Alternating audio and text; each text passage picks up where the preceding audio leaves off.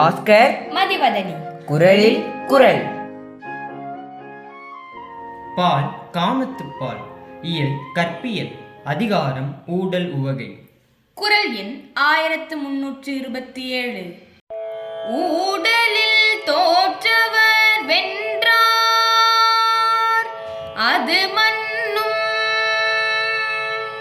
கூடலில் காணப்படும். ஊடலில் தோற்றவர் வென்றார் அது மன்னும் கூடலில் காணப்படும். ஊடலில் தோற்றவர் வென்றார் அது மன்னும் கூடலில் காணப்படும்.